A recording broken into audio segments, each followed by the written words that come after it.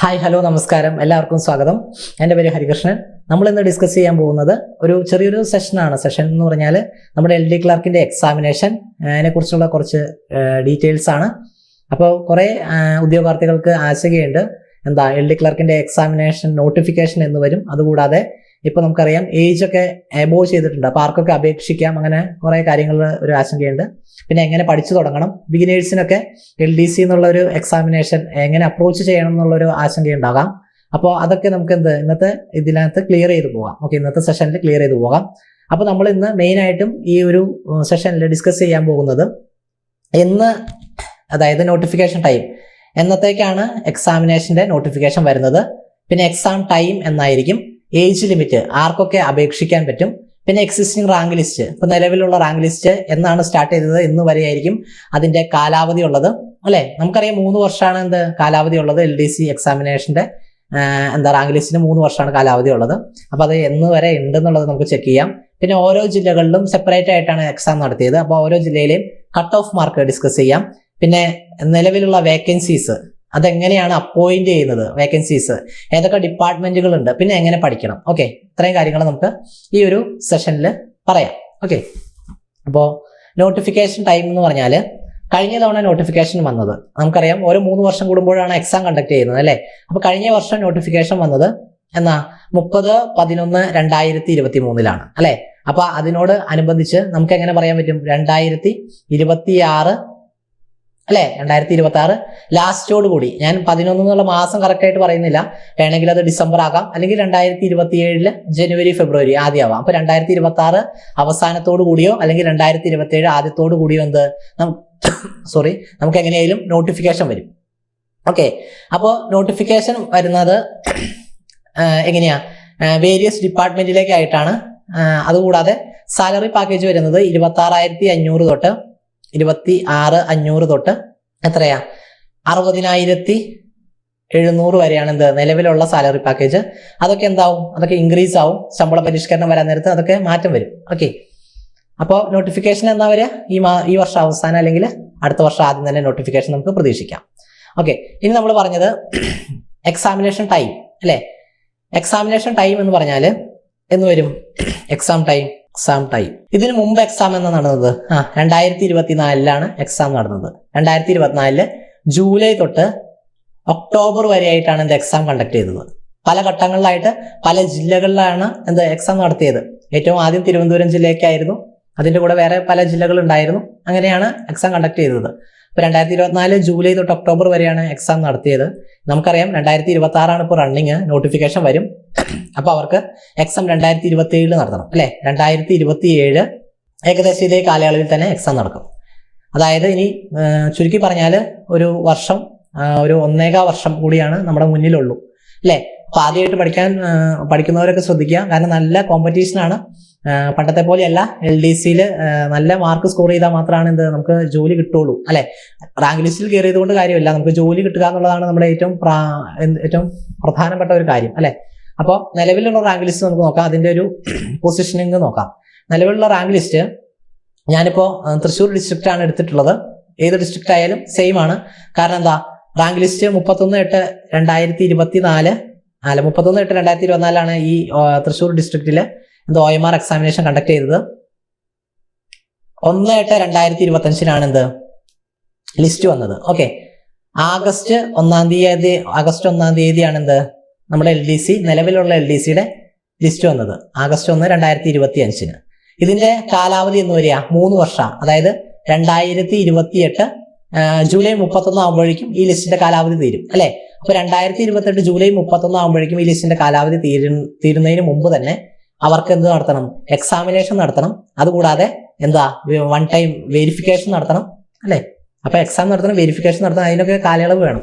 അതാണ് നമ്മൾ പറഞ്ഞത്, എക്സാം എങ്ങനെയായാലും 2027 ജൂലൈ ടു ഒക്ടോബർ ആ ഒരു കാലയളവിൽ എത്ര ഘട്ടങ്ങളാണെന്ന് നമുക്ക് ഇപ്പോൾ ജഡ്ജ് ചെയ്യാൻ പറ്റില്ല, അല്ലെ? അപ്പൊ ആ കാലയളവിൽ അവർക്ക് എങ്ങനെയായാലും എക്സാം നടത്തേണ്ടി വരും. 2028 കൂടി പുതിയൊരു ലിസ്റ്റ് വരും, അല്ലെ? അപ്പൊ നമ്മുടെ എക്സാമിനേഷൻ ടൈം എത്ര നാളത്തേക്ക് ഉണ്ടെന്നുള്ളതാണ് നമ്മൾ ചെക്ക് ചെയ്യേണ്ടത്, അല്ലെ? എക്സാമിനേഷൻ ടൈം നമുക്കിനി ഏകദേശം ഒരു വർഷത്തിൽ കൂടുതൽ, കുറച്ചുകൂടി സമയം മാത്രമാണ് നമുക്ക് എക്സാമിനേഷൻ ടൈമിനായിട്ട് പഠിക്കാനായിട്ട് കിട്ടുള്ളൂ. ഇനി തൃശ്ശൂർ ജില്ലയിൽ തന്നെയാണ് എടുത്തിട്ടുള്ളത്. ഇപ്പോൾ ടോട്ടൽ 102 അഡ്വൈസ് പോയിട്ടുണ്ട്.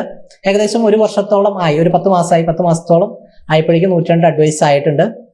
ഓപ്പൺ കാറ്റഗറി നമുക്ക് ഇതൊന്നും അത്ര ഡീറ്റെയിൽ ആയിട്ട് പറയുന്നില്ല, അത് റാങ്ക് ലിസ്റ്റിലുള്ള ഉദ്യോഗാർത്ഥികൾക്ക്, അതായത് വിദ്യാർത്ഥികൾക്കൊക്കെ പെട്ടെന്ന് മനസ്സിലാവും.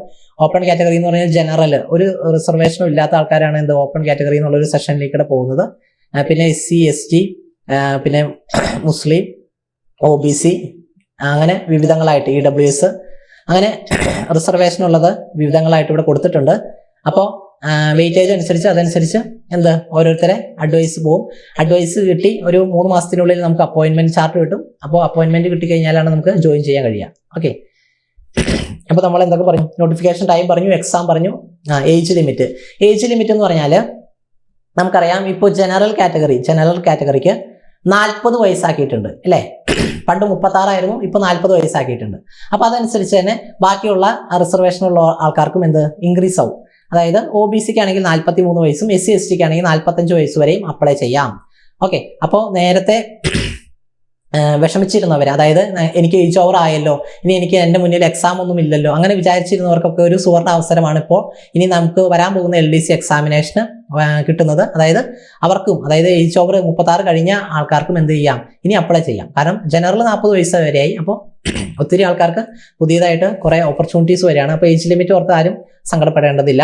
പിന്നെ എക്സിസ്റ്റിംഗ് റാങ്ക് ലിസ്റ്റ് നമ്മൾ പറഞ്ഞു. ഇനി cut off mark, vacancy, appointment, how to study അല്ലേ? കട്ട് ഓഫ് മാർക്ക് എന്ന് പറഞ്ഞാൽ നോക്കി പിള്ളേരെ, മൊത്തം 14 ജില്ലകളിലായിട്ട് പല ഘട്ടങ്ങളിലായിട്ടാണ് എക്സാമിനേഷൻ കണ്ടക്ട് ചെയ്തത്. അതിൽ കാസർഗോഡ് ജില്ല, കണ്ണൂർ, അങ്ങനെ നമ്മൾ കൊടുത്തിട്ടുണ്ട്. അപ്പോൾ ഓരോ ജില്ലയിലും കട്ട് ഓഫ് മാർക്ക് നോക്കാം. ഈ കട്ട് ഓഫ് മാർക്ക് ഓരോ ജില്ലയിലും വ്യത്യാസപ്പെട്ടിരിക്കുക. അതിന് കാരണം എന്താ? കട്ട് ഓഫ് മാർക്ക് ഒരു 58 to 73 ആ റേഞ്ചിലായിട്ടാണ് കട്ട് ഓഫ് മാർക്ക്. അത് വിവിധ ജില്ലകളിൽ വ്യത്യാസപ്പെട്ടിരിക്കുന്നതിന് കാരണം പല ഘടകങ്ങളുണ്ട്. കാരണം എത്ര പേര് ഒരു ജില്ലയിൽ അപ്ലൈ ചെയ്യുന്നു എന്നതിനെ ബേസ് ചെയ്തിട്ടിരിക്കും ഒരു ക്രൈറ്റീരിയ. പിന്നെ എത്രമാത്രം കോമ്പറ്റീഷൻ ആ ജില്ലയിലുണ്ട്, അതായത് നന്നായിട്ട് പഠിക്കുന്ന സ്റ്റുഡൻസ് ആണ് കൂടുതലും അപ്ലൈ ചെയ്തതെങ്കിൽ അതനുസരിച്ച് കട്ട് ഓഫ് കൂടും. പിന്നെ വേറൊരു ഘടകം എന്ന് പറഞ്ഞാൽ നമ്പർ ഓഫ് വേക്കൻസീസ്, ഒരു ജില്ലയിൽ എത്രമാത്രം വേക്കൻസീസ് ക്രിയേറ്റ് ചെയ്യപ്പെടുന്നു അതനുസരിച്ച് കട്ട് ഓഫ് വേരി ചെയ്യും. ഓക്കെ, അതൊക്കെയാണ് മെയിനായിട്ട് നമ്മുടെ കട്ട് ഓഫ് മാർക്കിനെ. പിന്നെ ക്വസ്റ്റ്യൻ പേപ്പറിന്റെ മെത്തേഡ്, അതായത് ക്വസ്റ്റ്യൻ പേപ്പർ ടഫ് ആണെങ്കിൽ കട്ട് ഓഫ് കുറയും, അതായത് ഈസി ക്വസ്റ്റ്യൻ പേപ്പർ ആണെങ്കിൽ കട്ട് ഓഫ് കൂടും. അങ്ങനെ വേരി ചെയ്യും കട്ട് ഓഫ് മാർക്ക്. ഓക്കെ, അപ്പോൾ നിങ്ങൾ അതോർത്ത് നമുക്ക് ജഡ്ജ് ചെയ്യാൻ പറ്റില്ല. അതായത് നമുക്ക് ഈ കട്ട് ഓഫ് തന്നെ അടുത്ത ഒരു വരാൻ പോകുന്ന എക്സാമിനേഷന് വരണമെന്ന് ഒരു നിർബന്ധവും. കാരണം എന്താ, ഇപ്പോൾ എക്സാമ്പിൾ ഞാൻ പറയാം. ഇപ്പോൾ കാസർഗോഡ് 59.33 വന്നത് അല്ലേ? അപ്പോൾ കഴിഞ്ഞ വർഷം അപ്ലൈ ചെയ്ത ആൾക്കാരുടെ നമ്പറും അതുപോലെ അവർക്ക് കിട്ടിയ ക്വസ്റ്റ്യൻ പേപ്പറും ഒക്കെ അനുസരിച്ചാണ് ആ കട്ട് ഓഫ് വന്നത്. ഇനി കിട്ടുന്ന ക്വസ്റ്റ്യൻ പേപ്പർ ഭയങ്കര ഈസിയാണ്, അല്ലെങ്കിൽ അപ്ലൈ ചെയ്ത ആൾക്കാരുടെ എണ്ണം തീരെ കുറവാണ്. അങ്ങനെയാണെങ്കിൽ എന്താ, കട്ട് ഓഫ് കുറയും, കട്ട് ഓഫ് കൂടും. ഓക്കെ, കട്ട് ഓഫ് കൂടും. എക്സാമിനേഷൻ എളുപ്പമാണെങ്കിൽ കട്ട് ഓഫ് കൂടും അല്ലേ? കണ്ണൂരാണെങ്കിൽ 57 കട്ട് ഓഫ് വന്നത്, വയനാട് 67.67 വന്നു, കോഴിക്കോടാണെങ്കിൽ 69.33 മലപ്പുറം 66 കട്ട് ഓഫ് വന്നു, തൃശ്ശൂർ 60.33 വന്നു, പാലക്കാട് 64 വന്നു, എറണാകുളം 67.67, ആലപ്പുഴ 62.67, കോട്ടയം 64.67, ഇടുക്കി 62.33, പത്തനംതിട്ട 58.33, കൊല്ലം 58.33, തിരുവനന്തപുരമാണ് ഏറ്റവും കൂടുതൽ വന്നത് 72.67. ഓക്കെ, തിരുവനന്തപുരം ഏറ്റവും കൂടുതൽ വരാനുള്ള ഒരു റീസൺ എന്ന് പറഞ്ഞാൽ തിരുവനന്തപുരത്ത് ഒത്തിരിയേറെ സ്റ്റുഡൻസ് അതിനു വേണ്ടി തന്നെ പ്രിപ്പയർ ചെയ്ത് അതിനു വേണ്ടി ഇരുന്ന് പഠിക്കുന്നുണ്ട്. അപ്പോൾ അതനുസരിച്ച് കോമ്പറ്റീഷൻ കൂടും ഓട്ടോമാറ്റിക്കലി. ഓക്കെ, അപ്പോൾ ഇതാണ് നമുക്ക് കട്ട് ഓഫിനെ കുറിച്ച് പറയാനുള്ളത്. അപ്പോൾ കട്ട് ഓഫ് അങ്ങനെയുള്ള കാര്യങ്ങളല്ല നമ്മളിപ്പോൾ ചിന്തിക്കേണ്ടത്. നമ്മൾ ഇനീഷ്യലി പഠിച്ചു തുടങ്ങുക എന്നുള്ളതാണ് നമ്മൾ ചിന്തിക്കേണ്ടത് അല്ലേ? പഠിച്ചു തുടങ്ങി പ്രോപ്പർ സ്റ്റഡി ഉണ്ടെങ്കിൽ നമുക്ക് ഇതിനേക്കാളൊക്കെ മാർക്ക് സ്കോർ ചെയ്യാൻ സാധിക്കും. ഇനി വേരിയസ് ഡിപ്പാർട്ട്മെന്റിലേക്കായിട്ടാണ് അപ്പോയിന്റ്മെന്റ് നടക്കുന്നത്. അപ്പോൾ ഇത് അപ്പോയിന്റ്മെന്റിന്റെ ഒരു ചാർട്ടാണ്. നമ്പർ ഓഫ് വേക്കൻസീസ് ഇങ്ങനെ നമ്മുടെ സൈറ്റിലായിട്ട് വരും. അപ്പോൾ ഫ്രഷ് വേക്കൻസി ആണ്. എൻ ജെ ഡി എന്ന് പറഞ്ഞാൽ നോട്ട് ജോയിൻഡ് ആണ്. അതായത് ഒരാൾക്ക് വേറൊരു ജോലി ഉണ്ടെങ്കിൽ ഈ ജോലിയിലേക്ക് പോകാൻ താല്പര്യമില്ലെങ്കിൽ നോട്ട് ജോയിൻഡ് എന്നുള്ള രീതിയിൽ കൊടുത്തുവിടും. ഓക്കെ, അതാണ് NJD. ഫ്രഷ് വേക്കൻസി ആണ് പുതിയതായിട്ട് ക്രിയേറ്റ് ചെയ്യപ്പെടുന്ന വേക്കൻസി. പിന്നെ ഡിപ്പാർട്ട്മെന്റ് എന്ന് പറഞ്ഞാൽ ജനറൽ എഡ്യൂക്കേഷൻ ഡിപ്പാർട്ട്മെന്റിലേക്ക് പോകാം. എഡ്യൂക്കേഷൻ ഡിപ്പാർട്ട്മെന്റ് ഉണ്ടാവും, ട്രഷറി ഉണ്ടാവാം, PWD, റവന്യൂ ഡിപ്പാർട്ട്മെന്റ് ഉണ്ടാവാം, ജുഡീഷ്യറി ഉണ്ടാവാം, പഞ്ചായത്ത് തദ്ദേശ സ്വയംഭരണ സ്ഥാപനങ്ങളിലേക്ക് LSGD ഡിപ്പാർട്ട്മെന്റ് ഉണ്ടാവും, ഫുഡ് സേഫ്റ്റി ഉണ്ടാവും, ലാൻഡ് റവന്യൂ ഉണ്ടാവും. അങ്ങനെ വേരിയസ് ഡിപ്പാർട്ട്മെന്റിലേക്കായിട്ടാണ് നമുക്ക് വേക്കൻസീസ് വരുന്നത്. അപ്പോൾ അതനുസരിച്ച് നമുക്ക് എന്ത് ചെയ്യാം, ജോലി കിട്ടും. ഓക്കെ, നമുക്ക് ചൂസ് ചെയ്യാൻ പറ്റില്ല. ഇങ്ങനെ ഇതനുസരിച്ച് അപ്പോയിന്റ്മെന്റിൽ ഏതാണോ വരുന്നത് അതനുസരിച്ചാണ് ജോലി ലഭിക്കുക. ഓക്കെ, ഇനി 2027 LDCയുമായി ബന്ധപ്പെട്ട് നമ്മൾ പുതിയൊരു ബാച്ച് സ്റ്റാർട്ട് ചെയ്യുന്നുണ്ട്. അപ്പോൾ ആ ബാച്ചിന്റെ സവിശേഷത, അതായത് എന്തൊക്കെ സ്പെഷ്യാലിറ്റി നിങ്ങൾക്ക് പ്രൊവൈഡ് ചെയ്ത് തരുന്നു എന്നാണ് നമ്മൾ പറയുന്നത്. ഹൗ ടു സ്റ്റഡി എന്ന് പറഞ്ഞില്ലേ, അപ്പോൾ പ്രോപ്പറായിട്ട് നമുക്ക് സിലബസ് ബേസ് ചെയ്തിട്ട് തന്നെ ക്ലാസ്സസ് ഇവിടെ അവൈലബിൾ ആയിരിക്കും. മെന്റർഷിപ്പ് ബാച്ചാണ്, നിങ്ങൾക്ക് സപ്പോർട്ട് സിസ്റ്റം ഉണ്ടായിരിക്കും 24/7, അതായത് ഫുൾ ടൈം നിങ്ങൾക്ക് നിങ്ങളുടെ കൂടെ തന്നെ ഒരു മെന്റർ ഉണ്ടായിരിക്കും. പിന്നെ എന്താ, studio and recorded HD app classes ഉണ്ടായിരിക്കും, അതായത് സിലബസ് ബേസ് ചെയ്തിട്ട് റെക്കോർഡ് ക്ലാസ് ഫുൾ ആയിട്ടുണ്ടാവും. അതുകൂടാതെ എന്താ, ലൈവ് സെഷൻ ഉണ്ടായിരിക്കും. ഓക്കെ, നമ്മൾ ആദ്യം സ്റ്റാർട്ട് ചെയ്യുമ്പോൾ എന്താ ഒന്ന് ഓരോ സബ്ജക്റ്റുകളൊക്കെ ആയിട്ട് ഒന്ന് ഇഷ്ടപ്പെട്ട് വരണം അല്ലേ. അപ്പോൾ ആ രീതിയിലായിരിക്കും ആദ്യം ടൈം ടേബിൾ സെറ്റ് ചെയ്തിട്ടുണ്ടാവുക. കുറച്ച് സബ്ജക്റ്റുകൾ കാര്യങ്ങളൊക്കെയാണ് ഉണ്ടാവുള്ളൂ. അപ്പോൾ അവസാനത്തേക്ക് ആകുമ്പോഴേക്കും നമുക്ക് എന്താ ഒത്തിരി രീതിയിൽ റിവിഷൻസും ഒത്തിരി എക്സാംസും അതുകൂടാതെ Q&A സെക്ഷൻ ഗൂഗിൾ മീറ്റ് വഴി അങ്ങനെയുള്ളതെല്ലാം തന്നെ പ്രൊവൈഡ് ചെയ്ത് കിട്ടും. പിന്നെ എന്താ, ഇമ്പോർട്ടൻ്റ് ആയിട്ടുള്ള PDF നോട്ട്സ് ഉണ്ടായിരിക്കും, ലൈവ് ക്ലാസ്സസ് ഉണ്ടായിരിക്കും. ഓക്കെ, സ്റ്റുഡൻസ് ആയിട്ട് ഫാക്കൽറ്റീസ് ഇൻട്രാക്ഷൻസ് ഉണ്ടായിരിക്കും, മോക്ക് ടെസ്റ്റ് ഉണ്ടായിരിക്കും.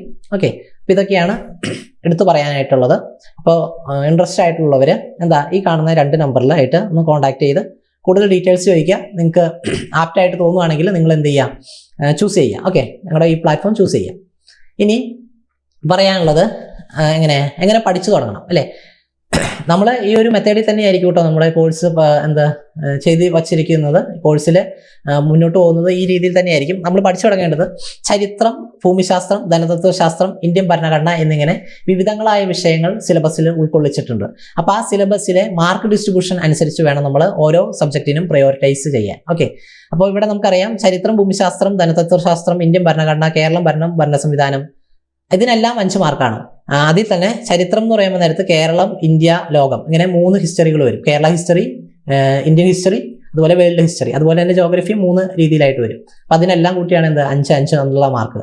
അപ്പോൾ നമ്മൾ പഠിച്ചു തുടങ്ങുമ്പോൾ നമുക്ക് ഏതാണോ ഈസി ആയിട്ട് നമുക്ക് പിക്ക് ചെയ്യാൻ പറ്റുന്നത് അതിൽ കൂടുതൽ കോൺസെൻട്രേറ്റ് ചെയ്യണം. ഇപ്പോൾ ഞാൻ എൻ്റെ ഒരു അഭിപ്രായം പറയുകയാണെങ്കിൽ നമുക്ക് ഭരണഘടനയൊക്കെ ഈസി ആയിട്ട് പിക്ക് ചെയ്യാൻ പറ്റും. അധികമൊന്നും ഭരണഘടനയിൽ പഠിക്കാനില്ല. ഈ ഹിസ്റ്ററിയും ജോഗ്രഫിയും വെച്ച് നമുക്ക് നോക്കുമ്പോൾ ഭരണഘടന 5 മാർക്ക് നമുക്ക് സ്കോർ ചെയ്യാൻ പറ്റും. എക്കണോമിക്സ് നന്നായിട്ട് പഠിച്ചു കഴിഞ്ഞാൽ എക്കണോമിക്സും നമുക്ക് LDCക്കൊക്കെ എക്കണോമിക്സ് ഈസി ആയിട്ട് സ്കോർ ചെയ്യാൻ പറ്റും. പിന്നെ കേരളം ഭരണം, ഭരണ സംവിധാനം, പിന്നെ ജീവശാസ്ത്രം, സയൻസ് മേഖലയിൽ നിന്ന് ബയോളജി 6 മാർക്കുണ്ട്, ഭൗതികശാസ്ത്രം 3 മാർക്കുണ്ട്, രസതന്ത്രം 3 മാർക്കുണ്ട്, പിന്നെ കലാ, കായികം, സാഹിത്യം, സ്പോർട്സ് മേഖലയിൽ നിന്ന് 5 മാർക്കുണ്ട്, IT 3 മാർക്കുണ്ട്, സുപ്രധാന നിയമം, ഇമ്പോർട്ടൻ്റ് ആക്ട് എന്ന് പറഞ്ഞാൽ നമുക്ക് കുറച്ച് പഠിക്കാനുണ്ട്, വിവരാവകാശം, മനുഷ്യാവകാശം, അങ്ങനെ കുറച്ച് ലോസ്, അങ്ങനെ കാര്യങ്ങൾ പഠിക്കാനുണ്ട്. അപ്പോൾ അതിൽ നിന്ന് 5 മാർക്കുണ്ട്. പിന്നെ ആനുകാലിക വിഷയം, ഏറ്റവും ഇമ്പോർട്ടൻ്റ് എന്ന് പറഞ്ഞാൽ നമ്മുടെ കറണ്ട് അഫയേഴ്സ് ആണ്. ഓക്കെ, LDC, അതുപോലെ 10th ലെവൽ എക്സാമിനേഷൻ, ഇപ്പം ഇനി വരാൻ പോകുന്ന VFA, ബെവ്കോ LDC അല്ലെ, കമ്പനി ബോർഡ് LGS, അങ്ങനെയുള്ള എക്സാമിനേഷനൊക്കെ കറണ്ട് അഫെയർ എന്ന് പറയുന്നത് വളരെ വളരെ ഇമ്പോർട്ടൻ്റ് ആണ്. കറണ്ട് അഫെയറിന് 20 മാർക്കാണ് ഉള്ളത് അല്ലേ. അപ്പോൾ അപ് ടു ഡേറ്റ് ആയിട്ട് കറണ്ട് അഫെയർ നോക്കി പോകണം. പിന്നെ ഗണിതം അല്ലേ, maths 10 mark, general English 10 mark, പ്രാദേശിക ഭാഷ 10 മാർക്ക്. ഓക്കെ, ഇങ്ങനെയാണ് നമ്മുടെ LDCയുടെ സിലബസ് ഉള്ളത്. പിന്നെ നമ്മൾ ഓൺലൈൻ കോഴ്സ് പർച്ചേസ് പഠിക്കുന്ന ഉദ്യോഗാർത്ഥികൾ അല്ലേ, ഓൺലൈൻ കോഴ്സ് മാത്രം നിങ്ങൾ ഡിപ്പെൻഡ് ചെയ്യരുത്. LDC പഠിക്കാൻ നേരത്ത് നമ്മുടെ കയ്യിൽ ഒരു സ്റ്റാൻഡേർഡ് ആയിട്ടുള്ള ഒരു LDCയുടെ ഒരു റാങ്ക് ഫയൽ വേണം. ഓക്കെ, പിന്നെ ഒരു PYQ ബുക്ക് ഉണ്ടെങ്കിൽ നല്ലതായിരിക്കും. റാങ്ക് ഫയൽ എങ്ങനെയായാലും വേണം. PYQ ബുക്ക് നമുക്ക് ഏതായാലും ഓൺലൈൻ കോഴ്സസിൽ ഇപ്പോൾ നമ്മുടെ കോഴ്സിലൊക്കെ PYQs ഇൻക്ലൂഡഡ് ആണ്. ഓക്കെ, അപ്പോൾ ആ രീതിയിൽ PYQ നമുക്ക് മുന്നോട്ട് പോകാൻ പറ്റും. പക്ഷേ റാങ്ക് ഫയൽ വേണം എന്ന് പറയാനുള്ള മെയിൻ ആയിട്ടുള്ള റീസൺ, നമ്മൾ ഒരു പ്ലാറ്റ്ഫോം മാത്രം ജെനുവിനായിട്ട് പറഞ്ഞാൽ നമ്മൾ ഒരു പ്ലാറ്റ്ഫോം മാത്രം ഫോക്കസ് ചെയ്ത് പഠിക്കരുത് ഉദ്യോഗാർത്ഥികൾ. ഇപ്പോൾ ഏതെങ്കിലും ഒരു പ്ലാറ്റ്ഫോം മാത്രം വിശ്വസിച്ച് അതിനെ മാത്രം ഡിപ്പെൻഡ് ചെയ്ത് അങ്ങനെ പഠിക്കുന്ന ഉദ്യോഗാർത്ഥികളല്ല റാങ്ക് ലിസ്റ്റിൽ കയറുന്നത്. ഞാനിപ്പോൾ ഓൾറെഡി LDCയുടെ റാങ്ക് ലിസ്റ്റിലുള്ളതാണ്, കുറച്ച് താഴെയാണ് റാങ്ക്, അതുകൊണ്ടാണ് ഞാൻ മെൻഷൻ ചെയ്യാത്തത്. അപ്പോൾ ഞാൻ പഠിച്ച ഒരു മെത്തേഡാണ് ഞാൻ നിങ്ങളിലേക്കായിട്ട് പറയുന്നത്. നമ്മൾ ഒരു പ്ലാറ്റ്ഫോം മാത്രം വിശ്വസിച്ച് പഠിച്ചു കഴിഞ്ഞാൽ, അല്ലെങ്കിൽ അവർ പറയുന്ന ആ ഒരു മെത്തേഡ് മാത്രം നമ്മൾ ഫോക്കസ് ചെയ്ത് കഴിഞ്ഞാൽ അത് നല്ല വഴിയായിരിക്കാം. പക്ഷെ അതേ രീതിയിൽ എക്സാം വരണമെന്നില്ല. അതല്ലാതെ നമ്മളായിട്ട് സെൽഫായിട്ട് നമ്മുടെ ഒരു പ്ലാനിങ് ഉണ്ടായിരിക്കണം, സെൽഫ് സ്റ്റഡി കൂടി ഉണ്ടായിരിക്കണം. ഓക്കെ, റാങ്ക് ലിസ്റ്റിൽ കയറി എല്ലാവരും തന്നെ ഒരു സെൽഫ് സ്റ്റഡി എങ്ങനെയായാലും ചെയ്തിട്ടുണ്ടാകും. എല്ലാവരും അത് സമ്മതിക്കണമെന്നൊന്നുമില്ല. ഞാൻ ആ ഒരു പ്ലാറ്റ്ഫോമിൽ പോയി പഠിച്ചതുകൊണ്ടാണ്, അല്ലെങ്കിൽ ഞാൻ അവിടെ കോച്ചിങ്ങിന് പോയതുകൊണ്ടാണ് അങ്ങനെ എനിക്ക് ജോലി കിട്ടിയതെന്നൊക്കെ പറയുന്നവരുണ്ടാവും. പക്ഷെ എല്ലാവരും തന്നെ നല്ല രീതിയിൽ തന്നെ എഫേർട്ട് എടുത്തിട്ടുണ്ടാവും, സെൽഫ് സ്റ്റഡി ചെയ്തിട്ടുണ്ടാകും. സെൽഫ് സ്റ്റഡി കൊണ്ട് മാത്രം നമുക്ക് ജോലി കിട്ടില്ല. അതായത് ബിഗിനേഴ്സിന്റെ കാര്യമാണ് ഞാൻ മെയിനായിട്ട് പറയുന്നത്. അല്ലെങ്കിൽ ഒരു സപ്പോർട്ട് സിസ്റ്റം വേണം എന്നുള്ള ആൾക്കാർക്ക് സെൽഫ് സ്റ്റഡി കൊണ്ട് മാത്രം ജോലി കിട്ടണമെന്നില്ല. കാരണം നമുക്കറിയാം ഈ കോമ്പറ്റേറ്റീവ് എക്സാം പഠിച്ചുകൊണ്ടിരിക്കുന്ന എല്ലാവർക്കും അപ്സ് ആൻഡ് ഡൗൺസ് ഉണ്ടായിരിക്കും അല്ലേ. മെന്റലി എപ്പോഴും ഡിസ്റ്റർബൻസ് ഉണ്ടാവാം, അല്ലെങ്കിൽ ഫാമിലിയിൽ നിന്നുള്ള പ്രഷർ ഉണ്ടാവാം, അല്ലെങ്കിൽ സമൂഹം നമ്മുടെ സൊസൈറ്റിയിൽ നിന്നുള്ള പ്രഷേഴ്സ് ഉണ്ടാവാം, അങ്ങനെ വിവിധങ്ങളായ പ്രഷർ ഉണ്ടാവാം. അപ്പോൾ ഒരു സപ്പോർട്ട് സിസ്റ്റം എപ്പോഴും ഔട്ട്സൈഡിൽ നിന്ന്, അതായത് ഇതേ ഒരു ട്രാക്കിലുള്ള ഒരു സോഴ്സിൽ നിന്ന് കിട്ടുവാണെങ്കിൽ അത് ബെറ്റർ ആയിരിക്കും. അതാണ് ഞാൻ പറഞ്ഞത്, നമ്മുടെ കോഴ്സിൽ മെന്റർഷിപ്പ് ബാച്ച് ഉണ്ടാകാൻ നേരത്ത് നിങ്ങൾക്ക് എന്ത് കാര്യങ്ങളും ഡിസ്കസ് ചെയ്യാൻ ഒരാളുണ്ടാവുമല്ലോ, അപ്പുറം ഒരു സൈഡിൽ നമ്മളെ കേൾക്കാനായിട്ട് ഒരാളുണ്ടാവുക എന്നുള്ളത് ഏറ്റവും വലിയൊരു കാര്യമല്ലേ. ഓക്കെ, അപ്പോൾ നിങ്ങൾ നല്ല രീതിയിൽ പഠിക്കുക. എന്താ ചെയ്യുക, ഒരു പ്ലാറ്റ്ഫോം, അപ്പോൾ ഞങ്ങളുടെ ഒരു പ്ലാറ്റ്ഫോം ചൂസ് ചെയ്യുകയാണെങ്കിൽ അത് പ്ലാറ്റ്ഫോം ചൂസ് ചെയ്യുക. അതുകൂടാതെ പിന്നെന്താ, ഒരു റാങ്ക് ഫയൽ കീപ്പ് ചെയ്തിട്ട് നിങ്ങളുടേതായ രീതിക്ക് ഒന്ന് ചാർട്ട് ചെയ്യുക. അതിപ്പോൾ നമ്മുടെ പ്ലാറ്റ്ഫോമിലേക്ക്, നമ്മുടെ കോഴ്സിലേക്ക് വരുവാണെങ്കിൽ നിങ്ങൾ എങ്ങനെയെങ്കിലും സപ്പോർട്ട് ചെയ്യാം, എങ്ങനെ റാങ്ക് ഫയൽ കവറപ്പ് ചെയ്യണം, എങ്ങനെ നമ്മുടെ കോഴ്സിലൂടെ മുന്നോട്ട് പോകണം, അങ്ങനെയുള്ള എല്ലാ ഡീറ്റെയിൽസും പറഞ്ഞുതരാം. പിന്നെ പറയാനുള്ളത്, നമ്മുടെ ഇപ്പോൾ ബെവ്കു LDC, കമ്പനി ബോർഡ് LGS അങ്ങനെയുള്ള എക്സാമിനേഷൻ ഈ വർഷം നടക്കുന്നുണ്ട്. അപ്പോൾ അത് അപ്ലൈ ചെയ്തിട്ടുള്ളവരാണെങ്കിൽ നമ്മുടെ 10th ലെവൽ കെയർ എന്നുള്ള ഒരു ലോങ് ടൈം ബാച്ച് റണ്ണിംഗ് ആണ്. അപ്പോൾ അതിനകത്തേക്ക് ജോയിൻ ചെയ്യാൻ താല്പര്യമുള്ളവരും ആദ്യം കാണിച്ച ആ നമ്പറിലൊന്ന് കോൺടാക്ട് ചെയ്താൽ മതി. പിന്നെ 10th പ്രിലിംസ് ആദ്യമായിട്ട് എഴുതാൻ പോകുന്ന ഉദ്യോഗാർത്ഥികളുണ്ടെങ്കിൽ 10th പ്രിലിംസ് നിങ്ങൾക്ക് എങ്ങനെ മറികടക്കണം, അതുപോലെ തന്നെ മെയിൻസിലേക്ക് എങ്ങനെ പഠിക്കണം എന്നീ കാര്യങ്ങളും വിശദമായിട്ട് നമ്മൾ പറഞ്ഞു തരാം. അപ്പോൾ എല്ലാവരും നല്ല രീതിയിൽ പഠിക്കുക.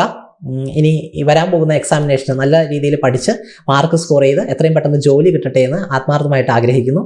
ഇനി അടുത്തൊരു സെഷനിൽ നമുക്കൊരു ക്ലാസ്സുമായിട്ട് കാണാം. അതുവരേക്കും താങ്ക് യു. ഓക്കെ.